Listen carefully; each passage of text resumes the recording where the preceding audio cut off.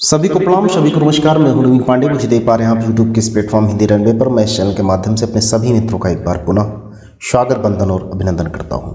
दोस्तों, आज की क्लास में हम पढ़ रहे हैं जो है हिंदी साहित्य के कुछ महत्वपूर्ण प्रश्नोत्तरी, और साथ साथ हम अपेक्षा करते हैं कि ये प्रश्न आपको लाभान्वित दें, आपको जो है इससे कुछ लाभ मिले, आपकी परीक्षाओं में देखने को मिले, और आप कहीं ना कहीं इससे जो है अपनी उपयोगिता और साथ साथ अपनी सफलता को सुनिश्चित करें।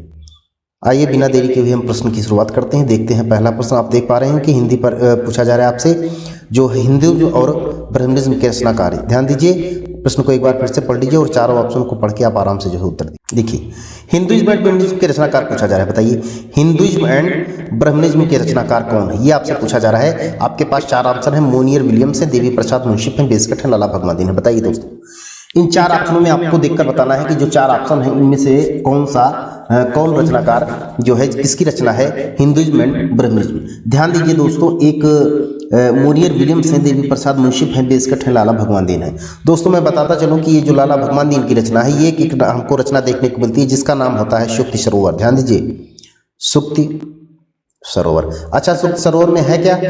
सुक्ति सरोवर में है क्या? सुक्ति सरोवर में बताया गया है दोस्तों कि सुक्ति सरोवर में ब्रज भाषा के जो कवि हैं, ब्रज भाषा के कवियों की उनकी साहित्यिक रचनाओं पर लिखी गई सूक्तियों का संकलन हमें देखने को मिलता है। किसमें? लाला भगवान दीन की रचना सुक्ति सरोवर में। ध्यान दीजिए दोस्तों, ब्रज भाषा के कवियों की, ब्रज भाषा के जो कवि हैं उनके साहित्यिक विषयों पर लिखी गई कुछ सूक्तियों का संकलन हमको देखने को मिलता है। किसमें? लाला भगवान दीन की रचना सुक्ति सरोवर में।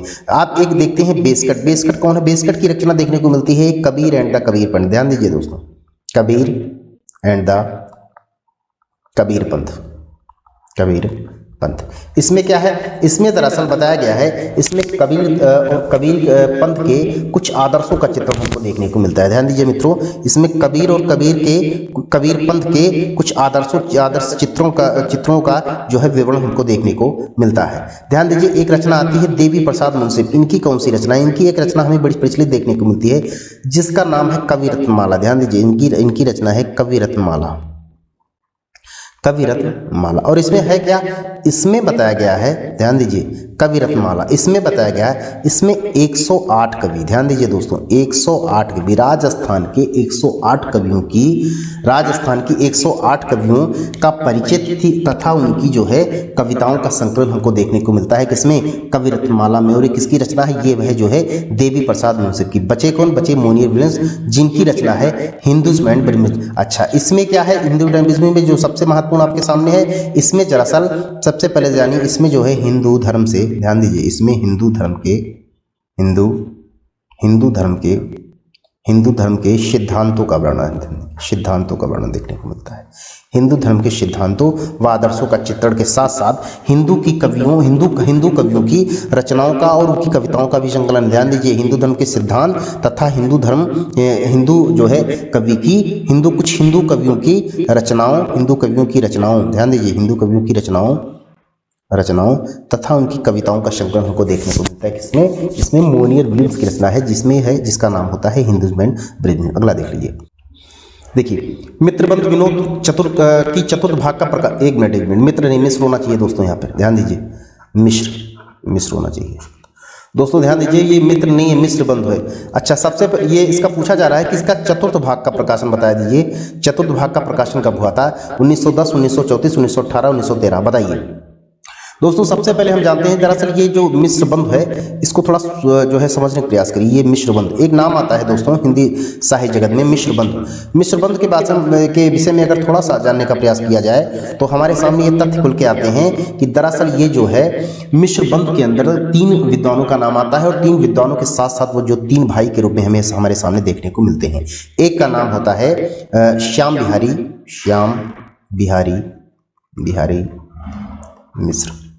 मिश्र, ठीक। एक का नाम होता है गणेश बिहारी मिश्र, ठीक। एक का नाम होता है शुकदेव बिहारी मिश्र, ठीक। शुकदेव बिहारी मिश्र, ठीक है। ये 3 नाम जो है इन 3 नामों को सामूहिक तौर पर मिश्रबंध के नाम से हिंदी साहित्य जगत में जाना जाता है। ठीक, अब थोड़ा सा आगे के क्रम में अगर देखा जाए तो जो पूछा जा रहा है जो इनका चतुर्थ भाग का प्रकाशन, इससे क्या मतलब है? दरअसल इन तीनों भाइयों ने सामूहिक तौर पर एक रचना कर डाली और वो रचना जो है बड़ी प्रसिद्ध रचना हुई जिसको कहा गया मिश्रबंध विनोद। ध्यान दीजिए, मिश्रबंध विनोद। ठीक, मिश्रबंध विनोद जो है कहा गया और वो रचना जो है इतिहास जगत में बड़ी प्रसिद्धि उसने कमाई और प्रसिद्धि के साथ साथ ये हिंदी साहित्य के आधार ग्रंथ के रूप में भी जाना गया। और ऐसे कहने वाले हिंदी साहित्य के जगत प्रोथा जिनका नाम होता है आचार्य रामचंद्र शुक्ल, उन्होंने जब अपना हिंदी साहित्य का इतिहास 1929 लिखा तो उन्होंने स्पष्ट शब्दों में कहा कि मैं जो है हिंदी कवियों के विवरणात्मक परिचय के रूप में मैं सबसे पहले स्वीकार करता हूँ। और किसको स्वीकार करता हूँ? मिश्रबंध विनोद को। ध्यान दीजिए, मिश्रबंध विनोद का जो प्रकाशन होता है इसको थोड़ा समझने का प्रयास करिए। जो इसका प्रकाशन होता है ये चार भागों में होता है, 1, 2, 3, 4। इसको थोड़ा समझने का प्रयास करिए। जो चतुर्थ भाग पूछा जा रहा है दोस्तों, दरअसल जो 4 भाग था, 4 भाग में 1 से 3 भाग, ध्यान दीजिए 1 से 3 भाग का प्रकाशन वो होता है 1913 में, यानी 1, 2, 3 इन तीनों भागों का प्रकाशन तो हुआ जो है जाके 1913 में। ध्यान दीजिए 1913 में। और ये जो चतुर्थ भाग हुआ, चतुर्थ भाग यानी चौथा भाग जो हुआ, चौथा भाग हुआ, इसका भाग का प्रकाशन, इस भाग का प्रकाशन हुआ 1934 में। यही आपसे पूछा जा रहा है कि चतुर्थ भाग का प्रकाशन कब हुआ, तो आपका उत्तर होगा हुआ 1934 में। ठीक है, ध्यान दीजिए 1934 में चौथे भाग का प्रकाशन हुआ। साथ ही थोड़ा सा आगे अगर जानने का प्रयास करिए इसके मिश्रबंध विनोद के विषय में, तो इसको जो है आचार्य रामचंद्र शुक्ल ने हिंदी साहित्य का आधार ग्रंथ की संज्ञा दी है। साथ ही मिश्रबंध विनोद को शुक्ल जी के इतिहास ग्रंथ का उपजीव्य ग्रंथ, ध्यान दीजिए कहीं कहीं थोड़ा शार्ट संक्षेप में पूछा जाता है,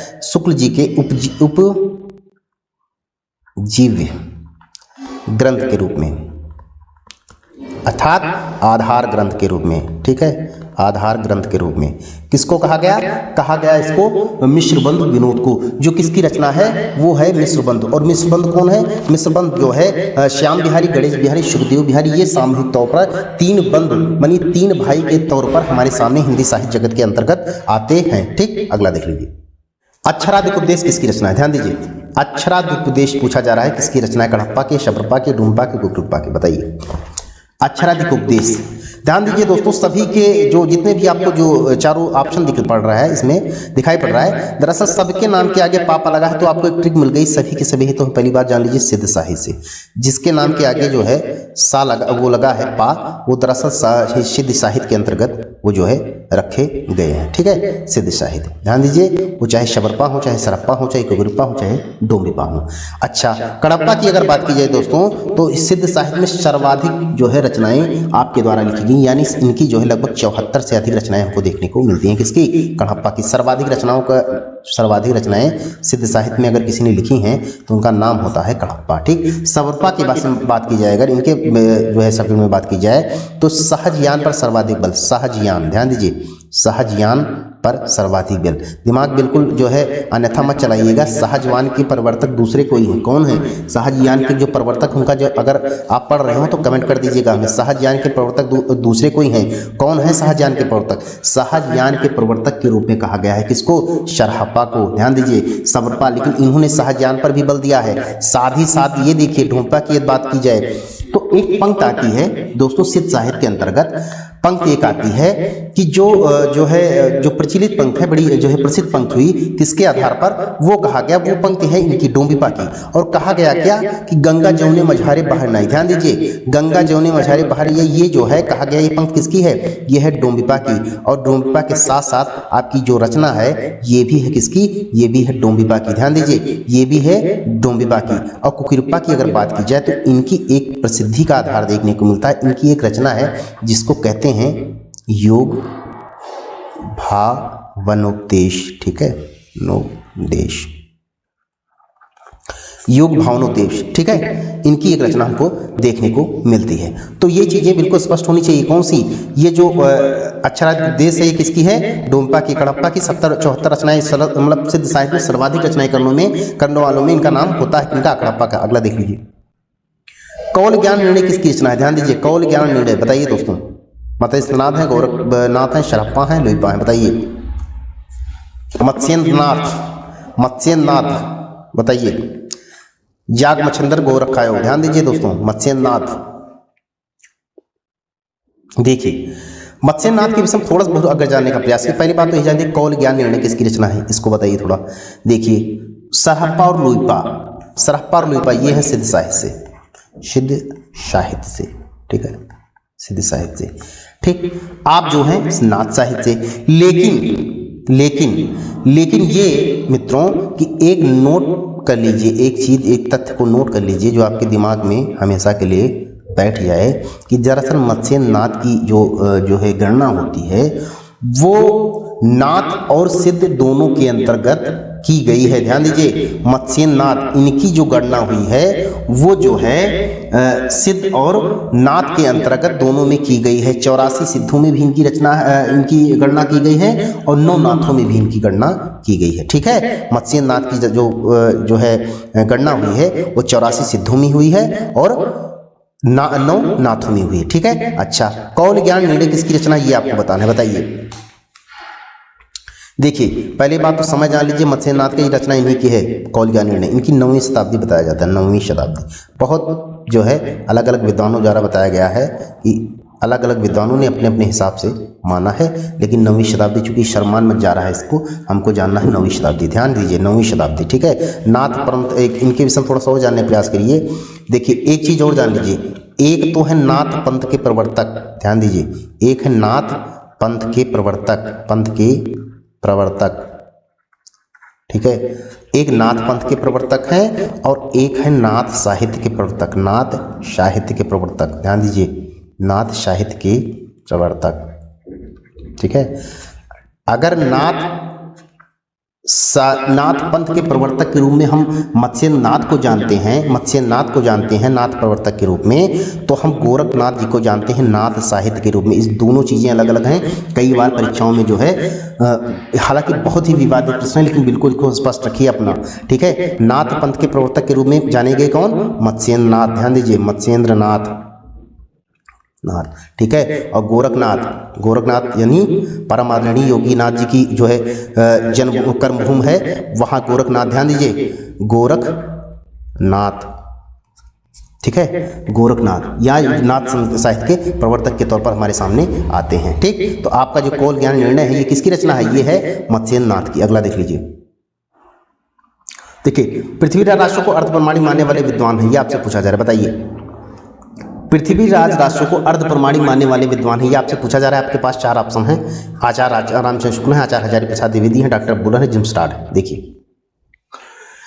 देखिए दोस्तों, पृथ्वीराज राष्ट्र को किसी ने अपने अपने स्तर पर, किसी ने अर्धप्रमाणिक माना तो किसी ने प्रमाणिक माना और किसी ने जो है अप्रमाणिक माना। यानी उनके अनुसार जो है पृथ्वीराज राष्ट्र ये पूरी तरह अप्रमाणिक है, यानी ये जो है कोई रचना है ही नहीं, ध्यान दीजिए। अच्छा थोड़ा सा क्या है कि ये जो है इसको थोड़ा जानने प्रयास करिए। पृथ्वीराज राष्ट्र, पृथ्वीराज है क्या, पृथ्वीराज राष्ट्र, ध्यान दीजिए राष्ट्र के अंतर्गत आने वाली ये जो रचना है इसको कहते हैं महाकाव्य, ध्यान दीजिए महाकाव्य है ये, महाकाव्य। पृथ्वीराज जो है क्या, दरअसल ये जो है महाकाव्य है और इसकी जो है इसके जो रचनाकार हैं वो रचनाकार हैं जो चंद्रप्रदायी, ध्यान दीजिए पृथ्वीराज राष्ट्र के रचनाकार हैं चंद्रप्रदायी। और ये जो है इनके नायक कौन है, नायक है इसमें पृथ्वीराज और साथ साथ जो नायिका है वो है संयुक्ता। जो पृथ्वीराज नायक हैं, ये नायक है जो है धीरोदास श्रेणी का नायक है और जो मुग्धा श्रेणी की नायिका है कौन, संयुक्ता। और इसका जो समय बताया गया है वो बताया गया है दोस्तों 1193, ध्यान दीजिए 1193। आगे के क्रम में बढ़े तो इसमें जो है तो 3 चीजें हैं, ध्यान दीजिए इसमें 3 चीजें हैं। एक तो पूछा गया इसमें प्रमाणिक, ध्यान दीजिए इसमें एक पूछा गया प्रमाणिक, इसमें एक पूछा गया प्रमाणिक, ठीक है। यानी कुछ थोड़ा बहुत संदेह है और एक है कि अप्रमाणिक, यानी पूरा संदेह है कि मतलब फर्जी है, अप्रमाणिक, ठीक, अप्रमाणिक। ध्यान दीजिए ये जो है अलग अलग विद्वानों ने अपने अपने राय व्यक्त की हैं। प्रमाणिक में थोड़ी संख्या ज्यादा है, इसमें जेम्स टॉड इसी में आएंगे, जेम्स टॉड, ध्यान दीजिए जेम्स टॉड इसमें आएंगे। इसमें जो है नागेंद्र आएंगे, ग्रियर्सन आएंगे, ध्यान दीजिए नगेंद्र ग्रियर्सन, ठीक है। इसमें अर्थ इसमें हजारी प्रसाद द्विवेदी का नाम लिखिए पहले, हजारी प्रसाद द्विवेदी, HP द्विवेदी। ठीक, एक नाम आएगा इसमें सुनीत कुमार चटर्जी। ध्यान दीजिए, सुनीत कुमार चटर्जी, सुनीत कुमार चटर्जी। ध्यान दीजिए। अप्रमाणिक वाले में आएंगे, एक आएगा नाम आचार्य रामचंद्र शुक्ल, आचार्य रामचंद्र शुक्ल। अब जब हजारी प्रसाद द्विवेदी हैं इसमें, तो इस खेमे में तो आ ही नहीं सकते वो। इनका जो है दूर दूर से इनसे पता नहीं कब की दुश्मनी लगी रहती है। हालांकि दुश्मनी नहीं थी, जो बड़ा सम्मान था, लेकिन जो है कुछ जो है आपसी मतभेद थे इनकी, कुछ विचारधाराओं में तालमेल इनका दोनों लोग का बैठता नहीं था। किनका? आचार्य हजारी प्रसाद द्विवेदी और आचार्य रामचंद्र शुक्ल का। ठीक है, एक नाम आता है आचार्य। इसके बाद एक नाम आता है इसमें, इसी में जो डॉक्टर वुलर हैं वो भी आएंगे इसी में, डॉक्टर वुलर। ठीक, ये जो हैं कुछ, हालांकि संख्या और भी ज़्यादा है, लेकिन ये जो हैं कुछ महत्वपूर्ण लोग हैं जिन्होंने अपनी राय व्यक्त की पृथ्वीराज राशियों पर। किन्होंने माना कि जो प्रमाणिक है रचना, किसी ने माना कि अर्ध प्रमाणिक है, और किसी ने माना ये पूरी तरह जो है जाली है, यानी फर्जी है। ठीक है, अब आगे के क्रम में देखिए, आगे देखिए खुसरो की कौन सी रचना शब्दकोश से संबंधित है? बताइए, शब्दकोश से बताइए। खाली बारी है, मुकरियां हैं, खाली बारी मुकरियां हैं, दो सुकने हैं, नो सिपार। बताइए। देखिए, नो सिपार, इसमें जो है नो सिपार में बताया गया, ये जो है भारतीय बोलियों का इसमें जो है वर्णन मिलता है देखने को। भारतीय बोलियों का वर्णन इसमें देखने को मिलता है, किसमें? नू सिपार में। ठीक है, दो सुखने क्या है? दो सुखने का मतलब ये हुआ कि दो पंक्ति। ठीक है, दो पंक्ति लिखी गई और दोनों का उत्तर एक हो। जैसे उदाहरण देखिए, जैसे कि पान अड़ा क्यों, घोड़ा सड़ा क्यों, दोनों है, एक ही उत्तर रहेगा इसका। देखिए, पान सड़ा क्यों, घोड़ा अड़ा क्यों, ये सब खुसरो की बस की बात है भैया। घोड़ा अड़ा क्यों, दोनों का एक ही उत्तर होगा, क्या? फेरा न था। ध्यान दीजिए, फेरा ना था। ठीक, ये हो गया दो सुखने। ठीक, मुकरियां का मतलब यही हुआ कि उन्होंने मुकरियां की जो रचना की थी, दरअसल उसमें क्या था कि एक किसी पर्टिकुलर किसी नायिका को लेकर वो जो है रचना कर रहे थे। और वो रचना ऐसी थी कि जब वो जो है पंक्ति थी, तो पंक्ति देखने को, दरअसल पंक्ति जब चार पंक्ति या दो पंक्ति हो, तो उस पंक्ति में देखने का मतलब जो कहा जाए वो जो है जिसके प्रति कहा जाए और जिसको लेकर कहा, जिसको आधार मानकर कहा जाए, वो अपने बात से पूर्णतः जो है मुकर जाए। अगर एक उदाहरण के तौर पर देखा जाए तो कहा गया है कि रात समय वह मोरी आवे, भोर भय वह घर उठ जावे, यह अचरज है सबसे न्यारा। ध्यान दीजिए, यह अचरज है सबसे न्यारा, ये सखी साजन ना सखी जाड़ा। ध्यान दीजिए, ये सखी साजन ना सखी जाड़ा, ऐसी पंक्ति थी किसकी? ये जो है पंक्ति है खुसरो की। खुसरो ने जो है ये चूंकि पंक्ति, हालांकि इसका इतना मतलब यही हुआ कि अपनी बात से मुकर जाना। ध्यान दीजिए, अपनी बात से मुकर जाना, मुकरियां का अर्थ यही हुआ। खालिक बारी, ध्यान दीजिए, खालिक बारी शब्दकोश, खालिक बारी में तुर्की, अरबी, ठीक है, फारसी शब्दों का अर्थ बताने वाला ये शब्दकोश था। ध्यान दीजिए, यही है शब्दकोश, ठीक है, यही आपका उत्तर है, खालिक बारी। ठीक, अगला देख लीजिए। ढोला मारूरा दोहा के पदों का संपादन किया है। ध्यान दीजिए, बताइए, ढोला मारूरा दोहा के पदों का संपादन पूछा जा रहा है, किसने किया? नरोत्तम स्वामी, शूरकर्ण पारिक, श्री राम सिंह, इन सभी ने। बताइए, ढोला मारूरा दोहा के पदों का संपादन किसने किया है? ध्यान दीजिए, सबसे पहले यही जान लीजिए, ढोला मारूरा दोहा, इसके जो रचनाकार हैं, रचनाकार देखिए, ध्यान दीजिए, रचनाकार इसके कौन है? इसके रचनाकार कौन है? इसके रचनाकार हैं कल्लोल कवि। ध्यान दीजिए, कल्लोल कवि। और कभी कभी रचनाकार को छोड़ के पूछ लेता है संकलनकर्ता। ध्यान दीजिए, संकलनकर्ता। और संकलनकर्ता की अगर बात आए तो आप लिख लीजिएगा कुशल लाभ। ठीक, कुशल लाभ। ठीक, कुशल लाभ आएगा। ठीक है, अच्छा, इसके बाद ये पूछा जा रहा पदों का, दरअसल पदों का संपादन जो है नरोत्तम स्वामी ने भी किया है, सूर्यकर्ण पारिक ने किया है, श्री राम, यानी कि ये सभी, ध्यान दीजिए, तीनों के तीनों जो है महानुभाव हैं। पदों का संपादन करने का जो है गौरव इनको प्राप्त है। तीनों के तीनों जो है आपके सही, यानी कि इन सभी ने किया है, तीनों के तीनों लोगों ने। ठीक है, अच्छा, उससे भी ज़्यादा महत्वपूर्ण, सबसे ज़्यादा महत्वपूर्ण इंपॉर्टेंट देख लीजिए, दरअसल ढोला मारूरा दोहा की जो रचना है, इसको जो है श्रृंगार श्रृंगार परंपरा की पहली रचना मानी है। किसने माना है? डॉक्टर नगेंद्र ने। ध्यान दीजिए, डॉक्टर नगेंद्र ने श्रृंगार परंपरा की पहली रचना मानी है। किसको?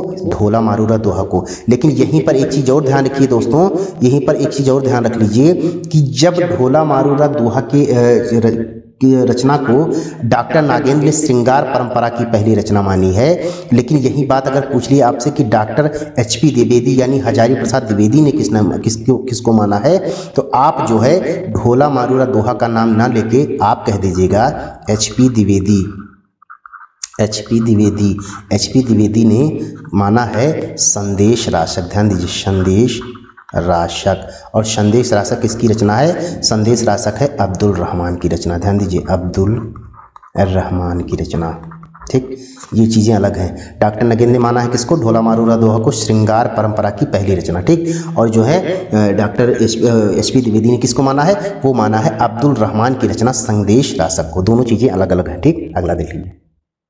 देखिए, विद्यापति को कृष्ण भक्तों की परंपरा में न समझना चाहिए, आपसे पूछा जा रहा है। विद्यापति को कृष्ण भक्तों की परंपरा में न समझना चाहिए, ऐसा कहा किसने है? आचार्य रामचंद्र शुक्ल ने कहा है, डॉक्टर बच्चन सिंह ने कहा है, आचार्य हजारी प्रसाद द्विवेदी ने कहा है, या डॉक्टर रामकुमार वर्मा ने कहा है।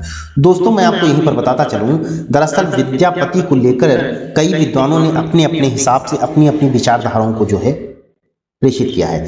दरअसल अगर बात करें विद्यापति को लेकर, तो इनको किसी ने कहा कि आपको, दरअसल इनको किसी ने कहा कि आपको जो है भक्त कवि में के खेमे में रखा जाए, तो किसी ने कहा कि आपको श्रृंगार परंपरा के आधार पर आपका चयन किया जाए। अच्छा, ये जो चार ऑप्शन आप देख रहे हैं, इसमें एक नाम आता है, बड़ा प्रसिद्ध नाम है, जिसका नाम होता है डॉक्टर रामकुमार वर्मा। आप तो गला फाड़ फाड़ के चिल्ला रहे हैं कि आपको जो है विद्यापति को, यानी विद्यापति को भक्त कवि ना समझा जाए। आपने कहा क्या? आपने उनके विषय में क्या कहा?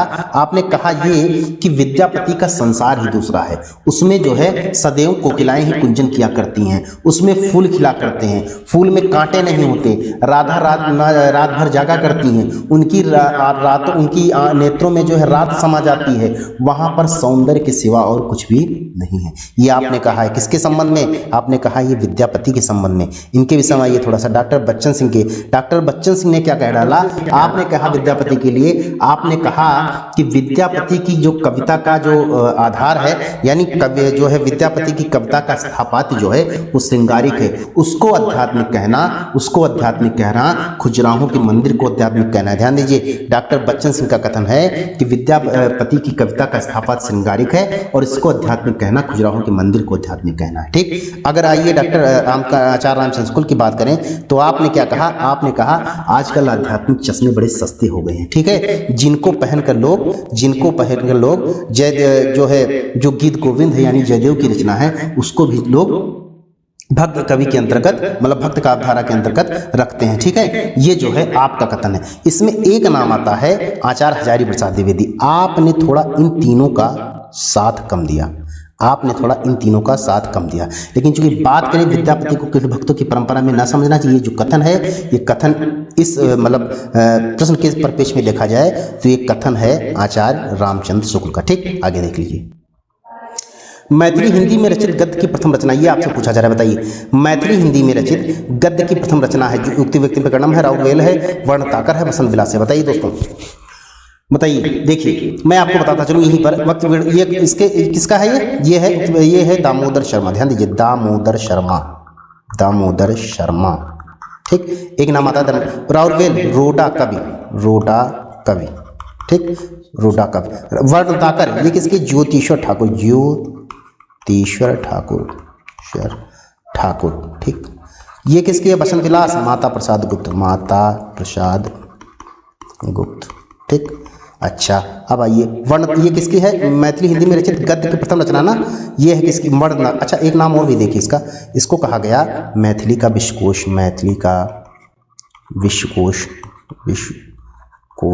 ठीक, मैथिली का विश्वकोश। ठीक है, अच्छा इसमें है क्या? इसमें जो है दोस्तों, इसमें 8 अध्याय हैं। ठीक, 8 अध्याय है। अच्छा, इसे कहा क्या गया? इसको कहा गया कल्लोल। ठीक है, अगला देखिए। भक्ति आंदोलन भारतीय चिंतन का स्वाभाविक विकास, ये कथन किसका है पूछा जा रहा है, बताइए। आचार्य रामचंद्र शुक्ल, आचार्य हजारी प्रसाद द्विवेदी, बाबू गुलाब राय, गियर्सन। बताइए। देखिए दोस्तों, मैं बता दूं ये जो कथन है, ये कथन है आचार्य हजारी प्रसाद द्विवेदी का, ठीक। लेकिन इसको थोड़ा समझने का प्रयास करिए। दरअसल जो भक्ति आंदोलन भारतीय चिंतन का स्वाभाविक विकास है, ये जो कथन है दोस्तों, इस कथन को आधार मानकर अगर किसी दो विद्वानों में आपसी मतभेद हुए तो उनका एक नाम होता है आचार्य रामचंद्र शुक्ल और दूसरे हैं आचार्य हजारी प्रसाद द्विवेदी। क्यों, इसको थोड़ा जानिए इसलिए मित्रों कि दरअसल उस समय क्या हुआ, जब भक्ति आंदोलन आया तो आचार्य रामचंद्र शुक्ल का क्या कहना था, इनका ये मानना था कि भक्ति आंदोलन आने का कारण ये हुआ कि दरअसल उस समय जो है मुस्लिम आक्रमणकारी यानी मुस्लिम सत्ता स्थापित हो रही थी, और मुस्लिम सत्ता स्थापित होने के कारण जो वहाँ की जो आम जनमानस था यानी कि निराश जनता, अपने पौरुष से हताश जनता भक्ति यानी आध्यात्म की तरफ अग्रसर हुई। वो आध्यात्म को अपनाना चाहती थी, वो जो है भक्ति की तरफ वो जो है उसका झुकाव होता दिख रहा था। अच्छा, इस बात का खंडन कर रहे हैं कौन, आचार्य हजारी प्रसाद द्विवेदी। वो कह रहे हैं कि देखो ऐसा है कि मैं इस्लाम के धर्म को नकार तो नहीं रहा हूं दोस्तों, लेकिन वो कह रहे हैं कि देखो मैं इस्लाम के धर्म को नकार नहीं रहा हूं, लेकिन पुरजोर देकर मैं ये कहना चाहता हूं कि आज अगर इस्लाम नहीं भी आया होता तो भक्ति का स्वरूप 12 आना वही होता जो आज हमारे सामने देखने को मिलता है, ठीक। ये जो कह रहे हैं, ये कह रहे हैं आचार्य ये हजारी प्रसाद द्विवेदी का कथन है कि मैं इस्लाम को नकार तो नहीं रहा हूं, लेकिन अगर ये आप कहो कि इस्लाम के डर से और इस्लाम के भयभीत होने से जनता अध्यात्म और भक्ति को स्वीकार कर लिया, तो ये जो है मैं इसका समर्थन नहीं कर सकता। उन्होंने ऐसा कहा है, ठीक है। तो ये जो है स्पष्ट रखिए कि ये जो है उन्होंने कहा जो भारतीय चिंतन का स्वाभाविक विकास है, ये कथन माना जाता है, ये माना जाता है आचार्य हजारी प्रसाद द्विवेदी का। आगे के क्रम में देखते हैं। देखिए, परमाल रासों का सबसे पहले प्रकाशन 1865 ईस्वी में आल्हा खंड के नाम से कराने वाले विद्वान हैं, बताइए। डॉक्टर बुलर हैं, जॉर्ज अब्राहम ग्रिसन हैं, चार्ल्स इलियट हैं, बेस्कट है, बताइए। परमाल रासो, ध्यान दीजिए दोस्तों, परमाल रासो का रचना किसकी, यह है जगनिक की। ध्यान दीजिए, यह है जगनिक की। ये किसके अंतर्गत, ये रासो काव्य के अंतर्गत। अच्छा, एक नाम आल्हा खंड भी देखने को मिलता है, आल्हा खंड इतनों को मिलता है इसको, ठीक है। आल्हा खंड भी कहते हैं। आल्हा खंड के साथ साथ आप ये चीज जानिए कि दरअसल ये जो आल्हा खंड के नाम से हुआ, ये चार्ल्स इलियट की एक पहचान और करिए आप, जो है फर्रुखाबाद के तत्काल डीएम थे उस समय, जब आपने 1865 ईस्वी में आल्हा खंड से जो है इसका प्रकाशन कराया। ध्यान दीजिए, उसके बाद एक क्रम आता है, उसके बाद की अगर क्रम की जाए तो बात करते हैं 1920 ईस्वी में। ध्यान दीजिए, 1920 ईस्वी में किसने कराया, नागरी प्रचारणी सभा काशी से कराने वाले विद्वान कौन थे, जिनका नाम होता है श्याम सुंदर दास। ध्यान दीजिए, श्याम सुंदर दास, ठीक है। मातृभाषा के प्रचारक विमल बीए पास, सौम्यशील निधान बाबू श्याम सुंदर दास, ठीक है। आगे क्रम में देखिए, हिंदी के प्रथम कवि के बारे में कौन सा सुमिलित नहीं है, ध्यान दीजिए, इसको थोड़ा डार्क करिए। अब बताइए, हिंदी के प्रथम कवि के बारे में कौन सा सुमिलित नहीं है, बताइए। विद्यापति, शालिवासुदेव, स्वयंभू, राजा भोज, बताइए। राजा मुंज। दोस्तों ध्यान दीजिए, विद्यापति डॉक्टर बच्चन सिंह बिल्कुल सही है, शालिवासुदेव गणपत बिल्कुल सही है, स्वयंभू डॉक्टर नाम बिल्कुल गलत, स्वयंभू डॉक्टर राम कुमार वर्मा। ध्यान दीजिए, डॉक्टर राम कुमार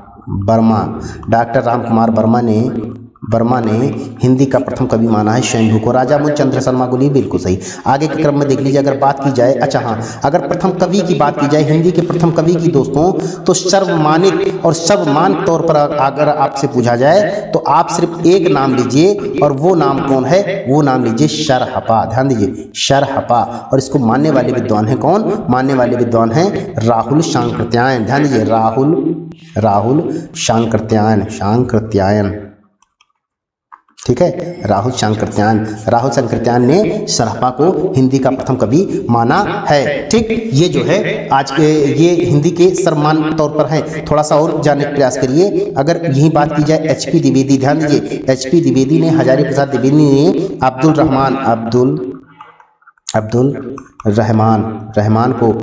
रहमान की रचना भी आपने पीछे पढ़ी है। अब्दुल रहमान किसने माना इसको, इनको माना आचार्य हजारी प्रसाद द्विवेदी ने, आचार्य हजारी प्रसाद द्विवेदी ने, ठीक है। अगर यही बात की जाए दोस्तों, मुंजिया भोज, ध्यान दीजिए, मुंजिया